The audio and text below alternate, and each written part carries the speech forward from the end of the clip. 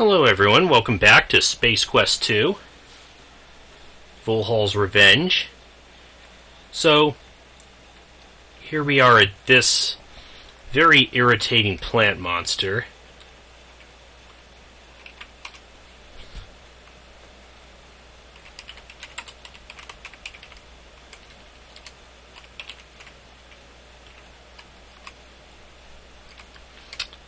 Once again, not saving to the right directory.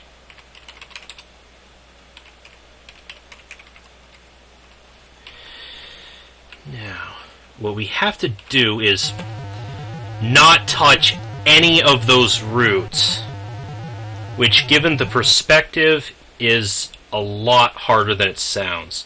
Good, you've succeeded in establishing contact with one of this plant's life forms, and it looks like you'll get to examine it up close and personal.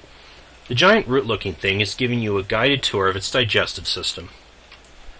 What you experience next is too horrible to describe. Let's just say you die as a result. You're dead. Trust me. It may please you to know that during the night you didn't digest well. For a while, gastric distress made extremely unpopular with the other root monsters. Oh, well, that's a relief. Way to go, Wingnut. Once again, you demonstrate your inability to sustain life. You quickly glance around the room to see if anyone saw you blow it. Thank you for playing Space Quest 2, Roger Wilco. You've been swell to watch. Have a nice day.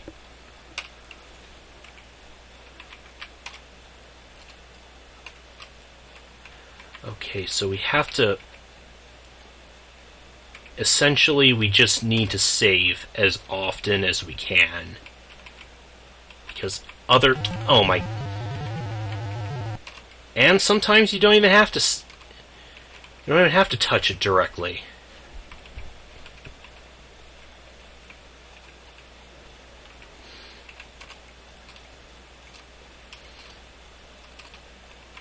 I might cut a lot of this out, too, just because it's so tedious to watch.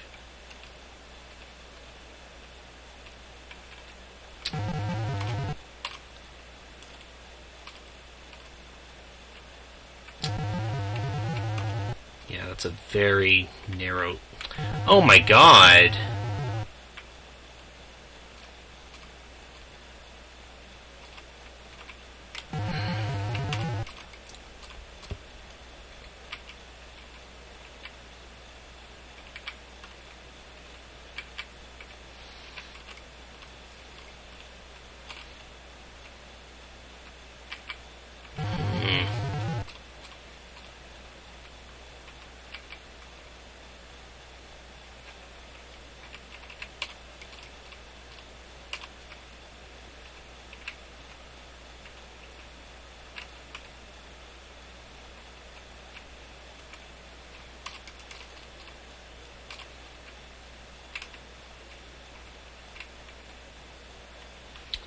Okay, we made it.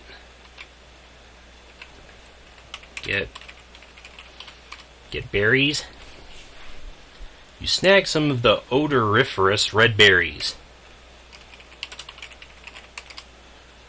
The strange red berries pack a very pungent aroma.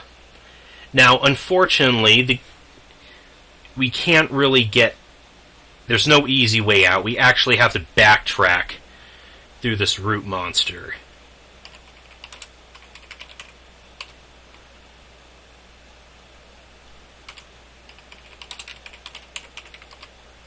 It appears to be some kind of overdeveloped root. There's a pulsating growth near the middle, which is connected to several meters of root-like appendages.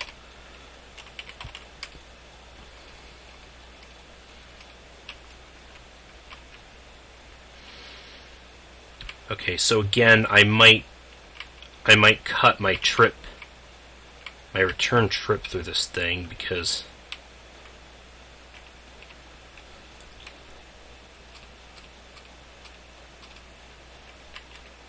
Like I said, it's just as tedious making our way back through it.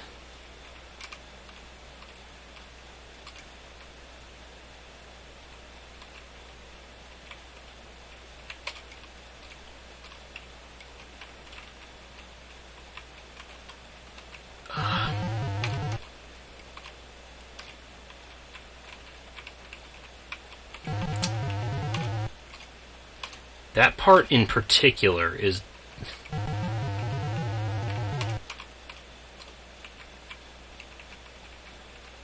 It's a very tight squeeze.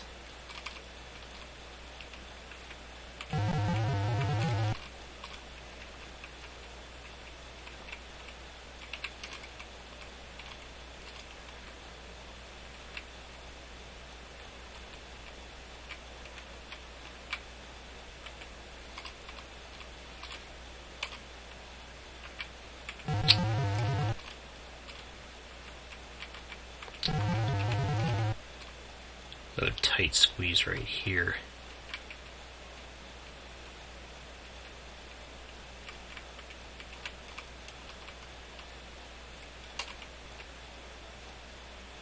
Okay, we made it.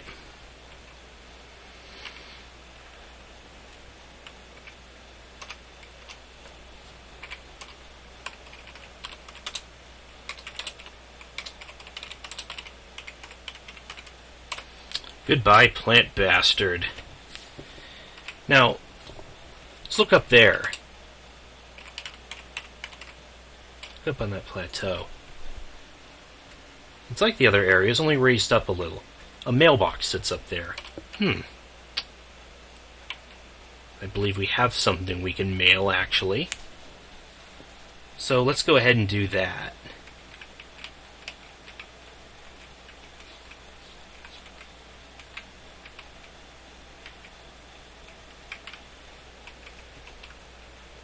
You hear something. It sounds not unlike the hovercraft you wrecked in. Okay, we better hide behind the tree then.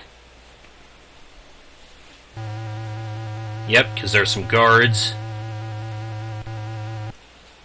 Wow, that was a tense moment. Vohaul's thug failed to spot you and is off to search elsewhere. Okay, good.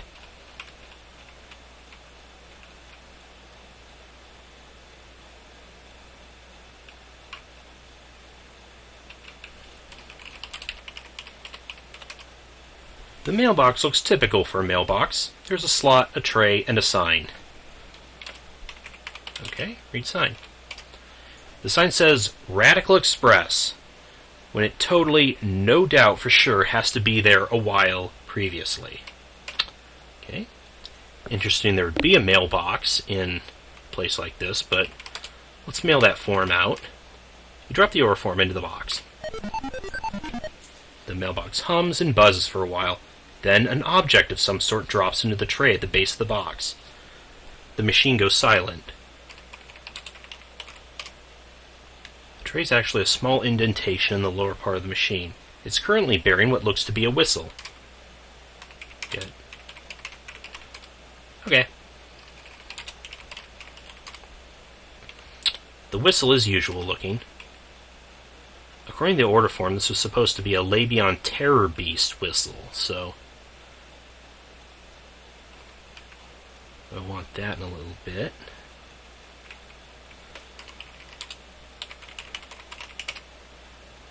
I don't think it... Okay, you might have noticed it's kind of hard to tell, but it looked like it was rubbing something on it. So what we... Let's save for a second. And now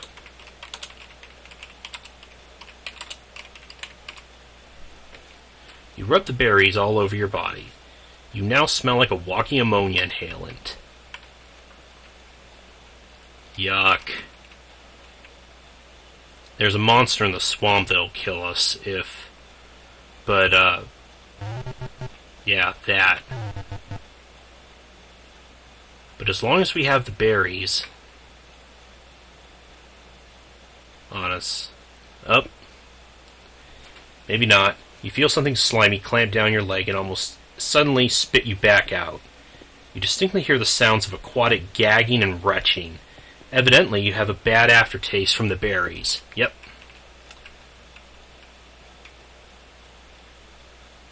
Now, there was supposed to be a place... Actually, I think it was up here. You've stepped into a deeper part of the swamp. You're forced to swim. Good. Oh, okay. We want to stay in this part. Drop another save.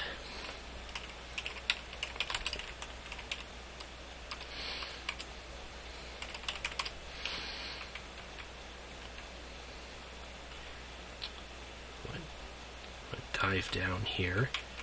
Explore this cave. You can't go on. You don't have enough oxygen. Oh, I remember this. Desire for air causes you to inhale large quantities of water, which results in suffocation. Yeah.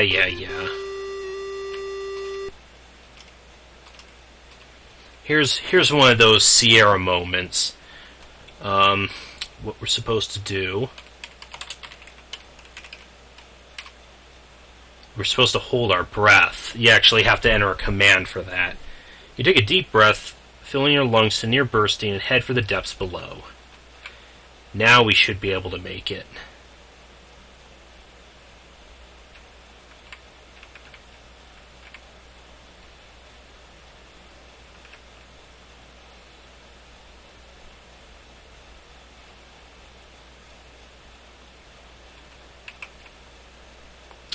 And look what we have here. A glowing gem gently spreads light throughout the cave. You take the glowing gem.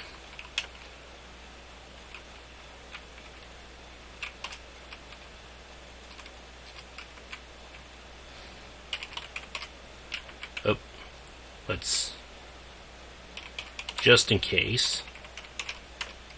Once again, you wisely take in a load of air and head below.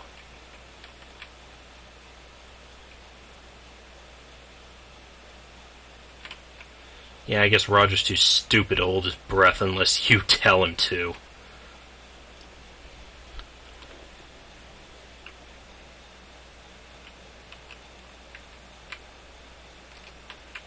Gotten back out of the deep spot. Oh. Or not. Okay, and you're back on your soggy feet.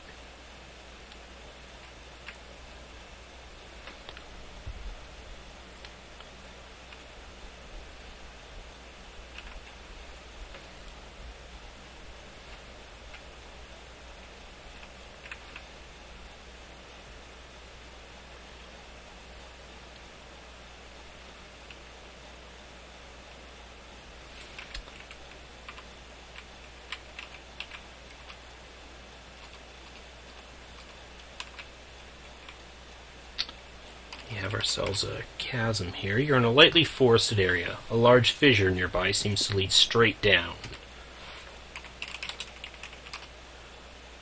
That would advance the inventory. Okay, I think we have to climb it. The tree is dead and seems to be free of the slick secretion some of the others generate. You begin to shinny your way up the snag. Crack. Oh, crap.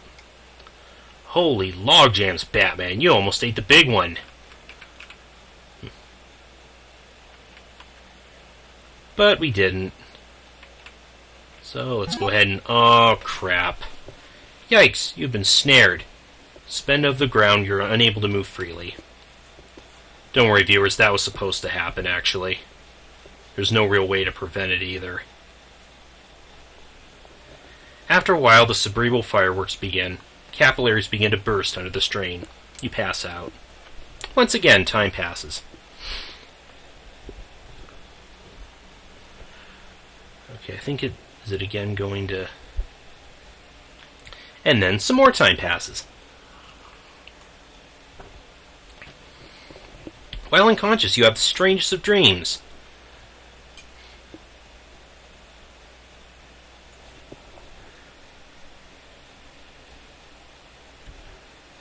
Go on.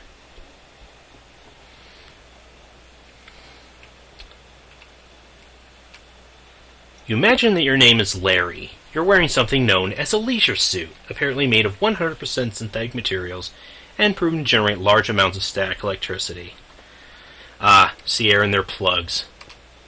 While prowling a locale known as the Land of the Lounge Lizards, you spend your time badgering women of the area to participate in bizarre mating rituals such as...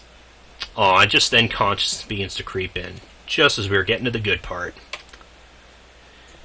Your head begins to clear and you realize you have been imprisoned. Your captor appears to be that large oaf sitting near the fire. Let's go ahead and save.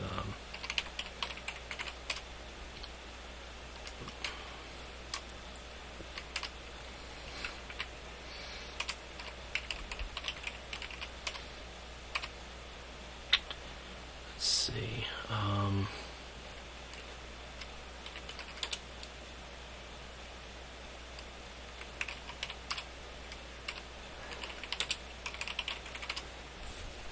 Hunter looks hungry.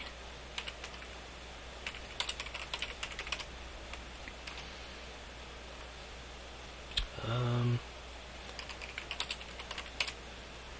cage is made of some very hard branches. They might as well be welded steel bars. Are we sure we can't? Oh, there we go. The hunter stands and takes a long look in your direction. His face, though strange in its own right, bears an expression one might see on a freak show patron. He moves closer. There we go. Upon impact with the ground, the spore opens and spews its dust into the air. The hunter falls to the ground, paralyzed.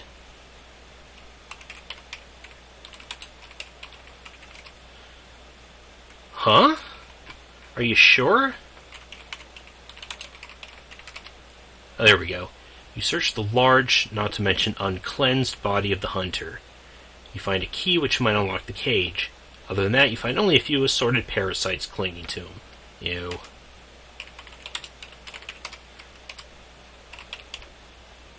Oh. You've caused the guard to be paralyzed. Oh no. It wore off already? I knew I had to work fast, but the hunter decides it's a perfect day for a barbecue. As your light turns you over the fire, you begin to turn a beautiful golden brown. Death follows an agonizingly long distance.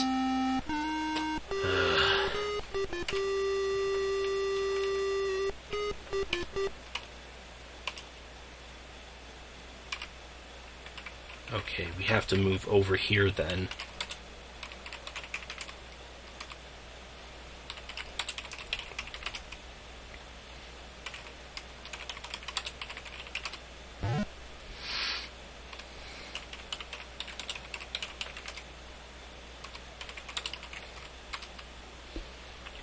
We reach to the bars and take possession of the key. Slip the key into the lock and give it a turn. The lock snaps open. Okay. I'm going to grab the rope there and then haul ass.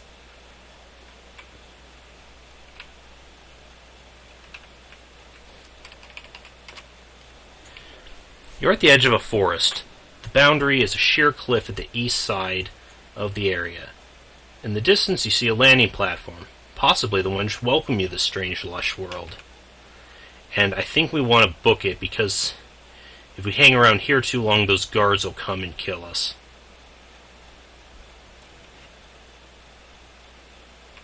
Whoa. Almost walked right off the cliff there.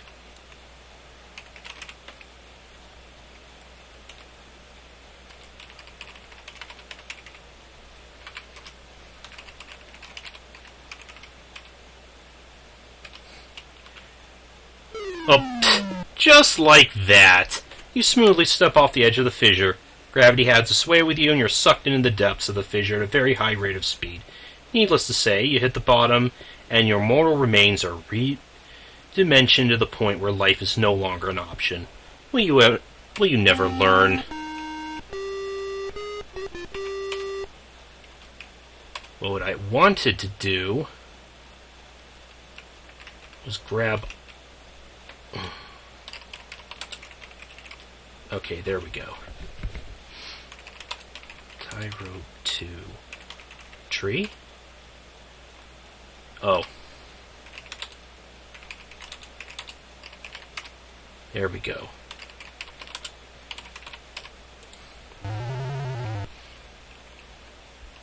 And now what we have to do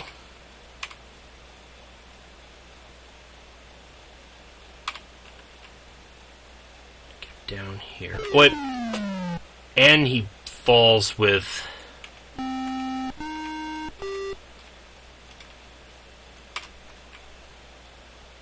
I want to get down as far... Okay, that's as far as down as we can get, then.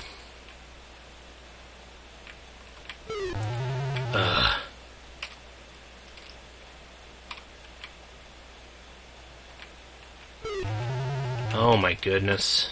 Will you... Okay, let's just... Okay, right there. Just save it. Okay, now we want to swing the rope, and to get over to that cave on the left side and not get grabbed.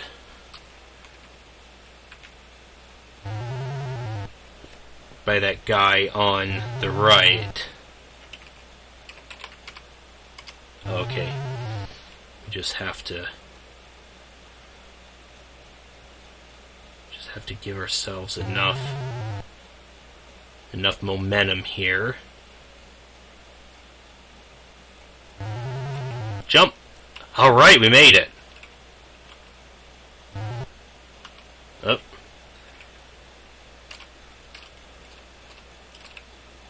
Okay.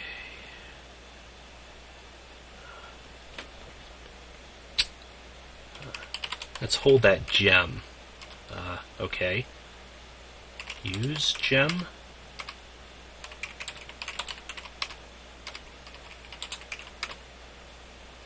Yeah, I know. I'm trying to...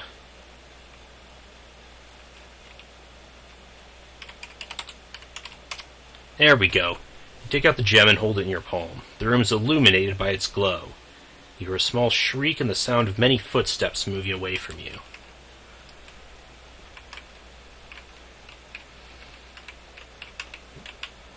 Can you move past these rocks, Roger?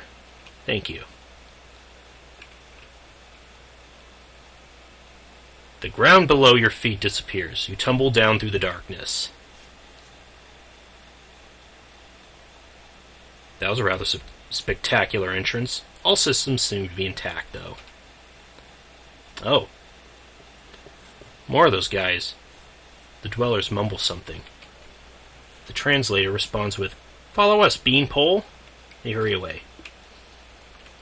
Before we do that, let's pick up the gem that we got. Yes, another bastard Sierra move. Especially since it blends in with the grass there. Before we follow them, though, I think I will end it right here. I'll see you guys next time as we continue onward. Later, guys. I'm playing a game.